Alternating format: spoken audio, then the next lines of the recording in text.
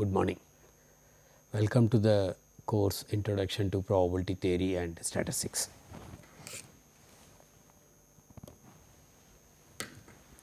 This is module 12, Analysis of Correlation and Regression. We have already covered 3 modules. In the first module we have covered descriptive statistics and sampling distributions. The second module we have discussed estimation.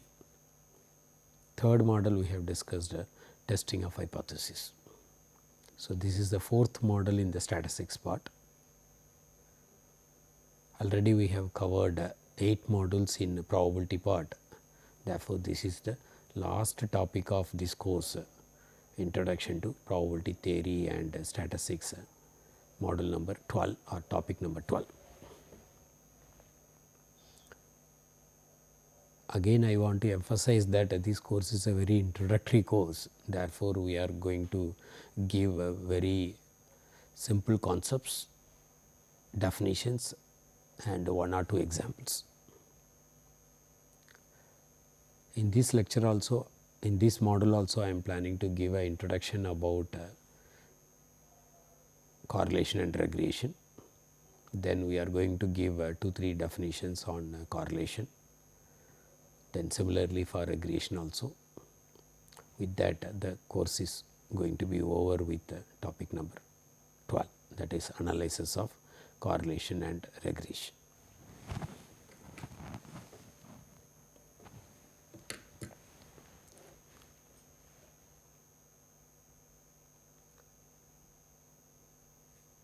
We need to understand how much it is dependency between the variables which we have come across in the data. So, the covariance is to identify the nature of dependency. Sometimes you need to go for better measures other than the covariance. One such one is a correlation coefficient.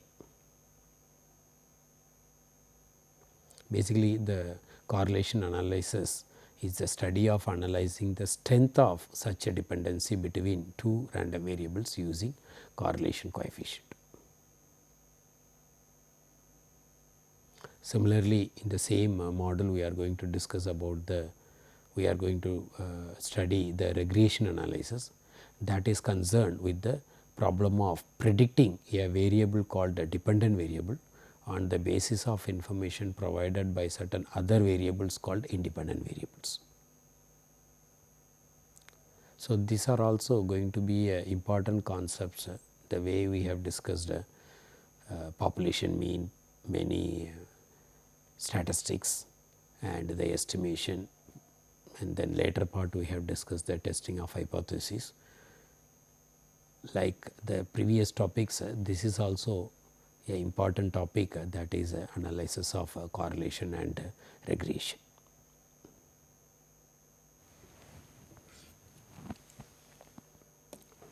Let me start with the correlation coefficient. In the probability part, we have already discussed what is the meaning of or how one can define covariance between any 2 random variables x comma y. But here in the statistics part, we are going to analyze via the sample data. So, one can define the correlation coefficient, that is a covariance of x comma y divided by the rho of x with the rho of y. That is nothing but in the notation form I have written s suffix x y divided by square root of s double x, similarly square root of s double y. What is the meaning of s double x, s double y, s x y, those things I have written. So, once you are able to compute these values, you can able to get the correlation coefficients of x comma y. This is called there is another name for this correlation coefficient, that is a Pearson's correlation coefficient, or it is called a linear correlation coefficient.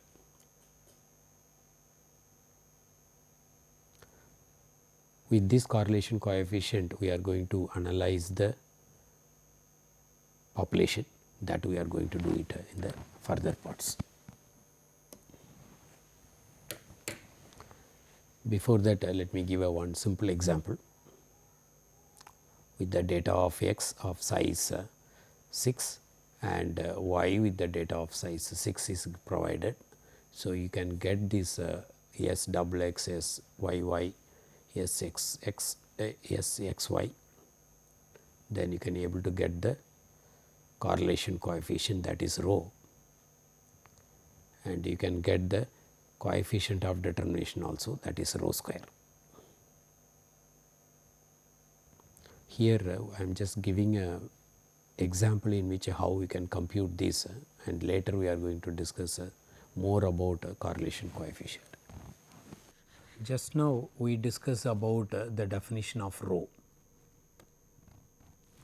The rho, that is a Pearson correlation coefficient between the random variable x and y, that is defined as covariance of x comma y divided by the standard deviation of x multiplied by the standard deviation of y.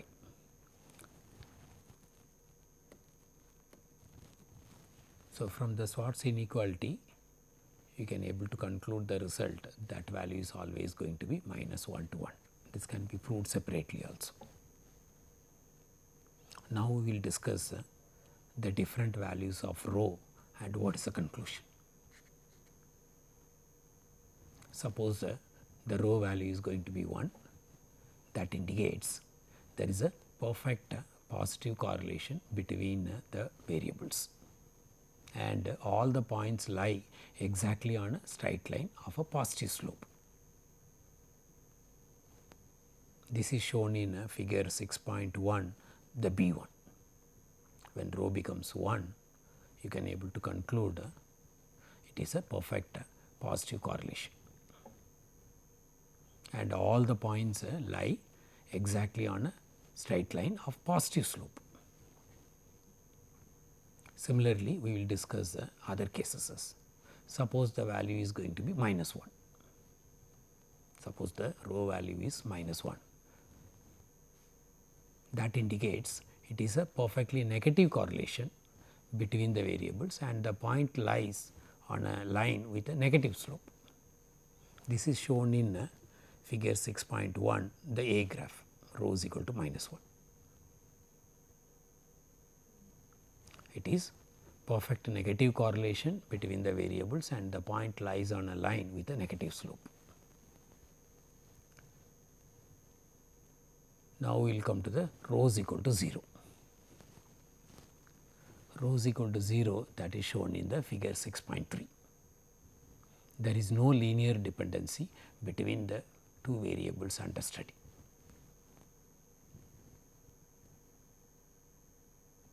Suppose the values are going to be in between from 0 to 1 as well as 0 to minus 1, how the figure shows, that is in the figure 6.2.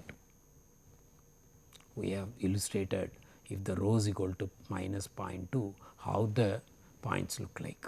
Similarly, if the rho is equal to lies between 0 to 1, for example 0.6, how the points look like. You can able to make out the illustration of different values of rho and how the corresponding figure shows. For rho is equal to minus 1, rho is equal to 1, rho is equal to minus 0.2, rho is equal to 0.6, and rho equal to 0 also. So, this is the way we can graphically illustrate the rho values between minus 1 to 1. Now, I am going to discuss or I am going to give the definition of Spearman's or monotone correlation coefficient, that is defined by rho times u1 multiplied by u2.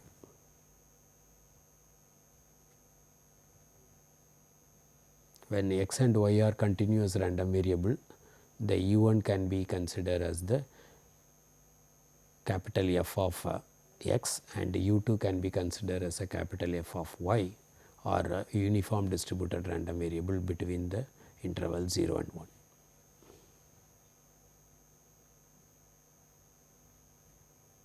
It is same as random numbers. When you generate the random numbers between 0 to 1, that follows a uniform distributed random variable. So, that means you can think of x and y are continuous type random variable, then you can treat u1 as the CDF of uniformly distributed random variable between the interval 0 to 1 for both x and y.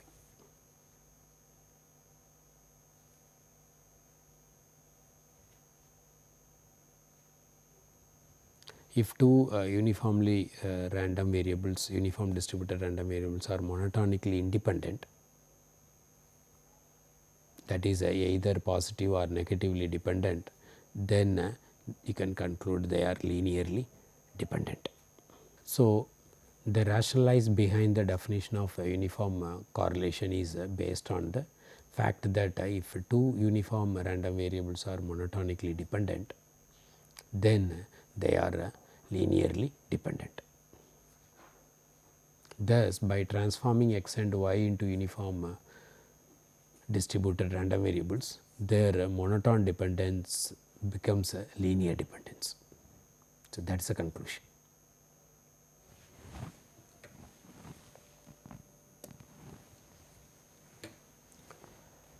Now, we are coming into the testing of hypothesis regarding the correlation coefficient. So, the null hypothesis is a correlation coefficient becomes 0 and the alternate hypothesis is a correlation coefficient is not 0. One can easily create the test statistics, that is R divided by standard error, that is going to be a t distributed, which has the n minus 1 degrees of freedom, because it involves the values with the random sample of with the variable x as well as the random sample of of the sample of y. So, it involves the sample mean of x as well as the sample mean of y. So, the number of independent information becomes n minus 2. The reason behind the degrees of freedom n minus 2 is because of involvement of sample mean of x as well as sample mean of y in the whole information. So, therefore, the total number of independent informations becomes n minus 2, that is going to be the degrees of freedom of the t distribution, where r is going to be s x y divided by square root of s double x square root of s double y, and standard error of correlation coefficient is defined like square root of 1 minus r square divided by n minus 2.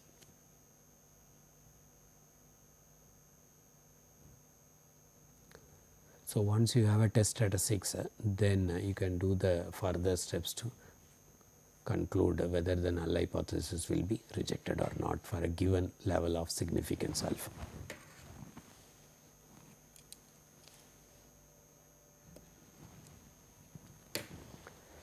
See the simple example. Here the test statistics is null hypothesis is the correlation coefficient is 0, against the alternate hypothesis correlation coefficient is not 0.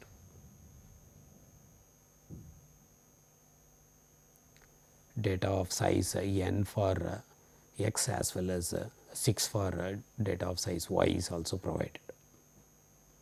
So, you can find the sample mean for x data and the sample mean for y data, and you can do the other calculations till the value of the test statistics, and then you can identify the critical region point with the t distributed random variable with a given alpha. Is the alpha is correct? 1 minute. 0.0005. Okay. So, here the level of significance is 0.01 and it is a two-sided test. Therefore, the test statistics will be evaluated first, then you identify the critical point in both sides. It is a two-sided test. So, therefore, the right tail probability is going to be alpha by 2. Similarly, the left tail probability is going to be alpha by 2. So, based on the value of the test statistics is lies within the critical region or acceptance region, you can conclude the null hypothesis will be rejected or not to be rejected. In this problem, the value of the test statistics is lies within the acceptance region. Therefore, the null hypothesis will not be rejected. Now, we will discuss the remarks. The hypothesis test for the Spearman correlation coefficient is basically the same as the test for the Pearson correlation coefficient. The standard deviation of R is approximated by the square root of 1 minus R square divided by n minus 2. When n is 10 or more, the R is approximated by a student t distribution with the n minus 2 degrees of freedom. When the hypothesis is H naught rho is equal to 0 against H 1, that is alternate hypothesis rho is not equal to 0, that can be worked out. In that case, the test statistics is t statistics, that is capital R times square root of n minus 2 divided by 1 minus R square. First we discussed the correlation coefficient. Now we are coming into the next topic, that is called the rank correlation.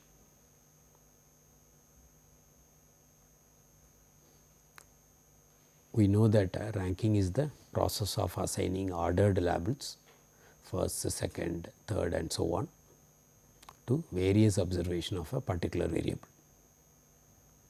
In statistics, rank correlation is a measure of this ordinal relationship, that is the association between the ranking of various ordinal variables or different rankings of the particular variable. Thus, a rank correlation coefficient gives the degree of this association between the rankings. So, one such correlation coefficient is a Spearman's rank difference correlation coefficient, and it is denoted by letter R. In order to calculate R, we arrange the data in ranks computing the difference, the rank small d for each other. Now, we are giving the formula for R, that is 1 minus 6 times the numerator summation di square divided by n times n square minus 1.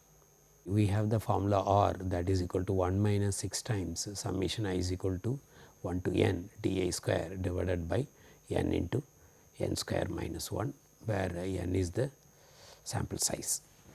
So, now we are going to discuss multiple correlation.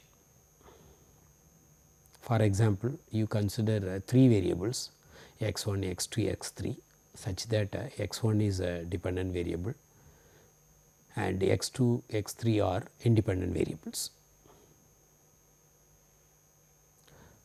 We can give the linear regression equation of x 1 on dependent variables as x 1 is equal to a 1 dot 2 3 plus a 1 2 dot 3 x 2 plus a 1 3 dot 2 x 3,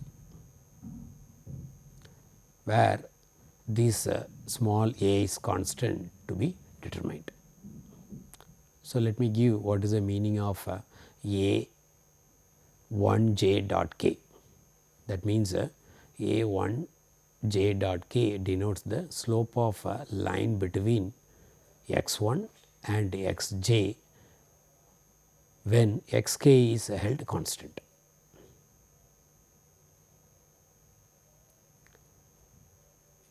That is the way we define A1j k. Similarly, one can make out the other constants also. We can observe that the variation in x 1 is partially due to x 2 and partially due to x 3. Therefore, we can call A 1 j dot k as a partial regression coefficient of x 1 on x j, keeping x k constant.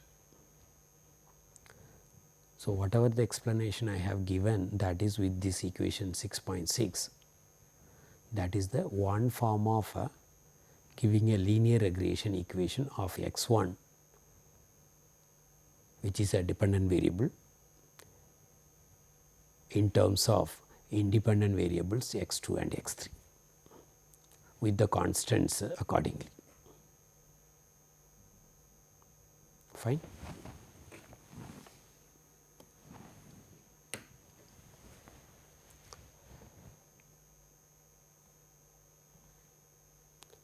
Following the same approach of least square approximation as we used for simple linear regression, that we are going to do it later, because we have started the correlation first.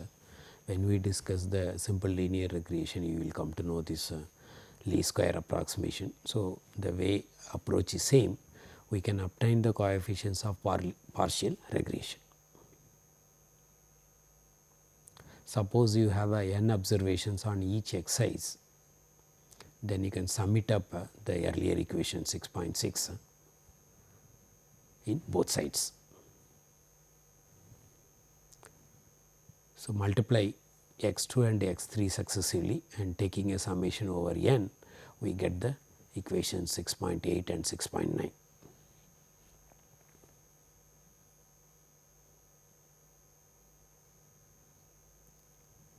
So, basically we have 3 equations,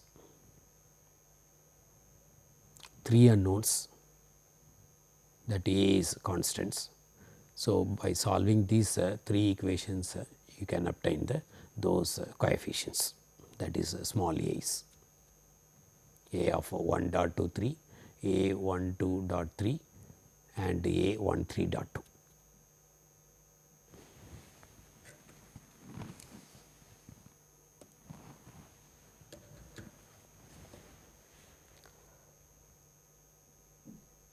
Now, we can able to define the standard error of estimate of x 1 on x 2 and x 3.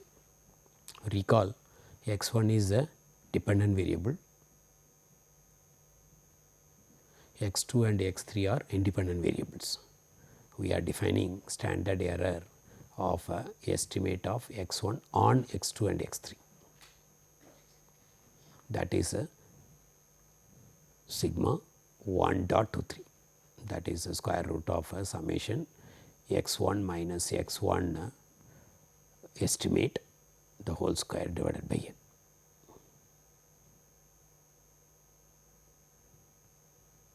X 1 comma estimate is the estimate value of x 1 obtained from the regression equation 6.6, what we have written initially. So, one can able to get the standard error of estimate of x 1 on x 2 and x 3.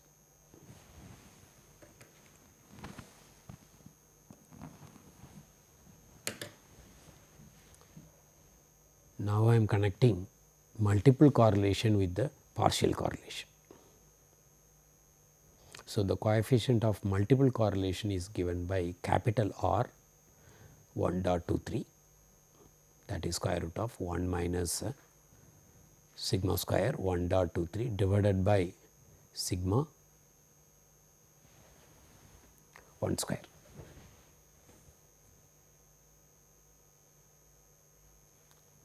So, we already got these values. So, using this we can able to get the coefficient of multiple correlation.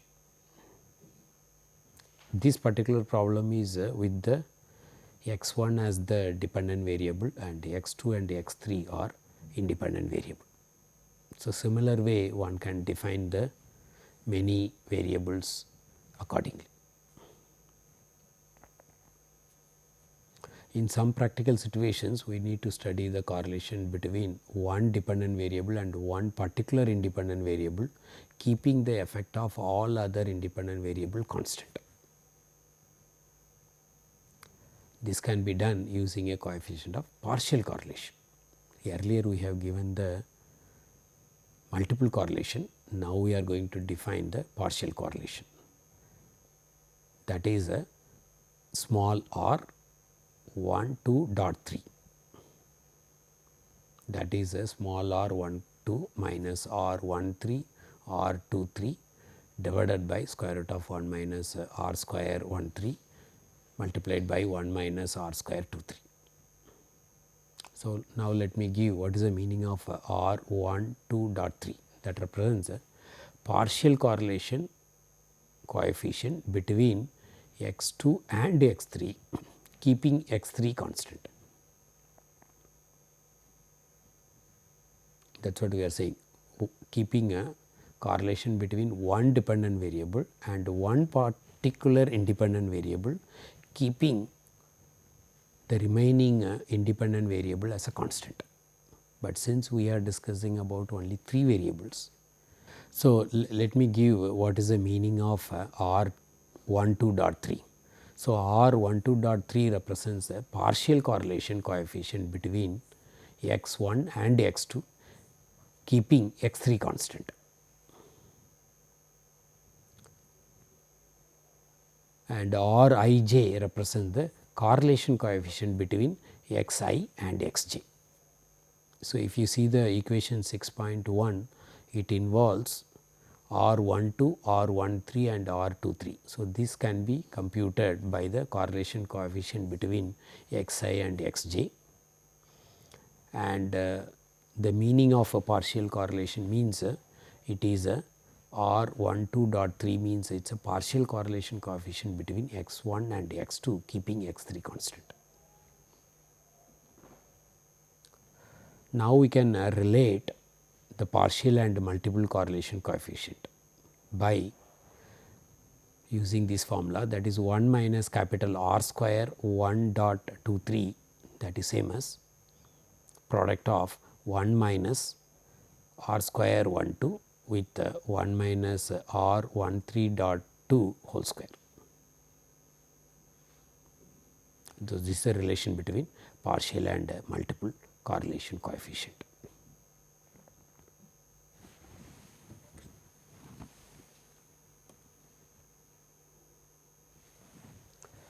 Let us see the simple example.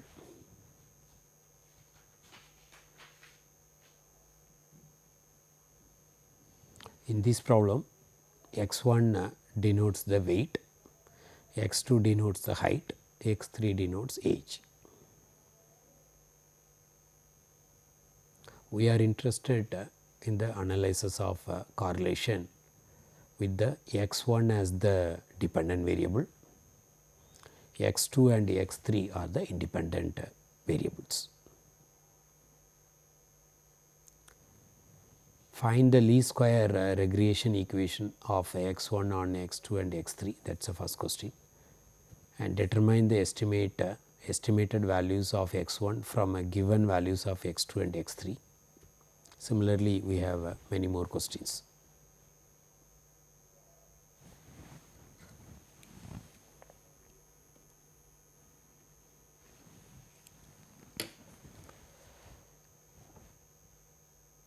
Anyway, we will come to the linear regression equation part later, but still we can assume that this is the equation. The derivation of this we will do it in the analysis of regression part, the A part. So, once you created the equation, then you can able to make the normal equations for least square regression equation by summing it up, then you can able to get the values.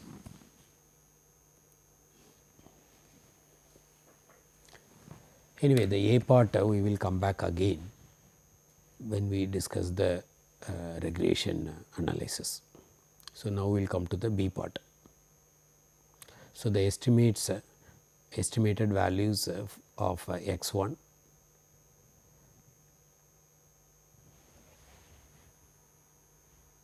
by substituting the corresponding values of x 2 and x 3, and we are giving in the table form. That is, the first one is a x 1 with the estimated, and what is the x 1 value also is given in the same table. Similarly, you can solve the C part. What is the question C part? Estimate the weight of a boy who is 9 years old and 54 inches tall. Correct. So, the C question is estimate the weight of a boy who is 9 years old and 54 inches tall.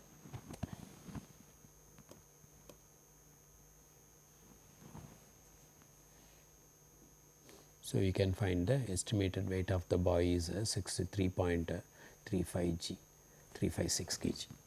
So, substituting x 2 is equal to 54 and x 3 is equal to 9 in the equation 6.12, which is above, you can able to get the estimated weight of the boy. Now, the D part, compute the standard error of estimate of x 1 on x 2 and x 3.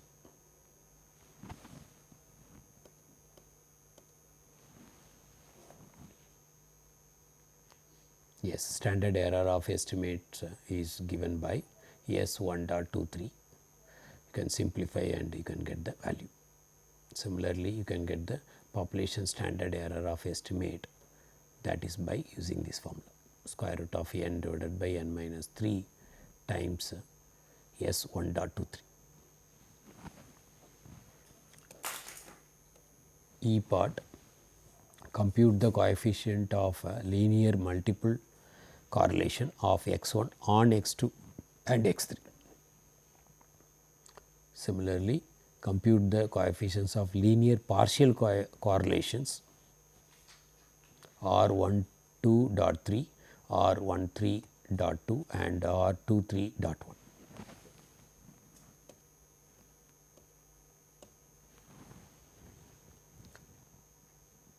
So, since we got already the other values, so you can substitute and you can get the capital R 1.23, and similarly you can get the coefficients of partial correlation R 12.3, similarly 13.2. That means the R 12.3 means you are finding the coefficient of partial correlation of x 1 and x 2 keeping x 3 constant. When it is R 13.2, that means finding the coefficient of partial correlation between x 1 and x 3 keeping x 2 constant.